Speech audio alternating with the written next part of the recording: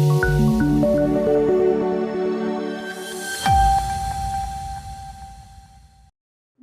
ચાંદીપુરા વાયરસને લઈ વિપક્ષ કોંગ્રેસ થયું સક્રિય। પ્રજાને સાવચેત કરવા માટે જનજાગૃતિ લાવવા તંત્રને કરી અપીલ। હાલમાં ચાલી રહેલા ચાંદીપુરા વાયરસની ઝપેટને લઈને સૌ ભયભીત છે।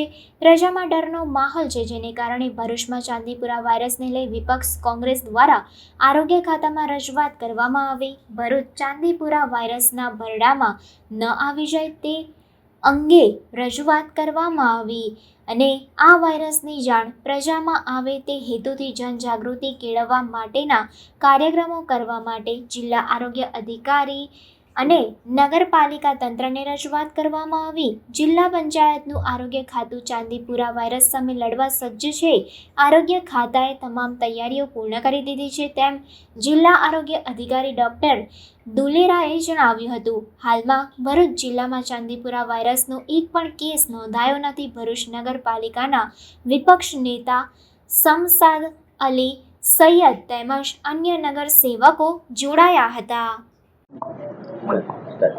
ગુજરાતમાં ચાંદીપુરા કેસના લક્ષણો સતત વધી રહ્યા છે। હાલમાં ગુજરાતમાં 35થી વધુ કેસો નોંધાયા છે અને 50%થી વધુનો મૃત્યુઆંક છે। સદનસીબે આપણા ભરૂચના અંદર હાલમાં એક પણ કેસ નોંધાયો નથી, એના લક્ષણો જોવા મળ્યા નથી। ત્યારે પાણી આવતા પહેલા પાળ બાંધવી જરૂરી છે, તેના ભાગરૂપે આજરોજ ભરૂચ નગરપાલિકાના વિપક્ષના સભ્યો દ્વારા જિલ્લા આરોગ્ય અધિકારી શ્રી તેમજ ભરૂચ નગરપાલિકાના ચીફ ઓફિસરને રજૂઆત કરવામાં આવેલી છે કે જે પણ ભરૂચના અંદર આરોગ્ય કેન્દ્ર છે અને ભરૂચ નગરપાલિકાના અંદર નગરપાલિકા સંચાલિત દવાખાના છે, ત્યાં આની સામે લડવા માટેની સુવિધા ઊભી કરવી જોઈએ।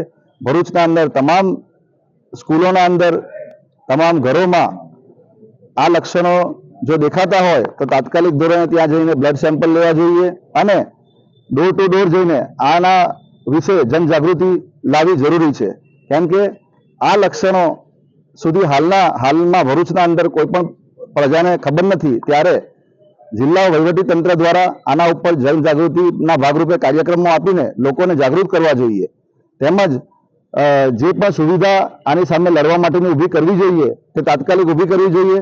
આજરોજ અમે બધાએ નગરપાલિકા ચીફ ઓફિસર અને આરોગ્ય અધિકારીને રજૂઆત કરેલી છે કે આ લક્ષણો હાલમાં ભરૂચમાં નથી, પણ એની સામે પહેલેથી આપણે પાળ બાંધીને આની સામે રક્ષણ આપવા, લોકોને કઈ રીતે રક્ષણ આપી શકાય તે માટે આપણે આગળના જનજાગૃતિ કાર્યક્રમોની સાથે સાથે જે કંઈ બી પ્રિકોશન લેવા જોઈએ તેની માટે કાર્યવાહી કરવી જોઈએ। નમસ્કાર, હું ડૉક્ટર જે.એસ. દુલેરા, ભરૂચ જિલ્લાનો મુખ્ય જિલ્લા આરોગ્ય અધિકારી। હાલ ચાંદીપુરા વાયરસના જે અન્ય જિલ્લાઓમાં કેસ નોંધાઈ રહ્યા છે, તો ભરૂચની જનતાને હું આ બાબતે અપીલ કરવા માંગુ છું કે બિનજરૂરી ગભરાઈ જવાની જરૂર નથી। થોડી સાવધાની રાખીએ જેથી કરીને આપણે આ રોગચાળાથી બચી શકીએ એમ છીએ।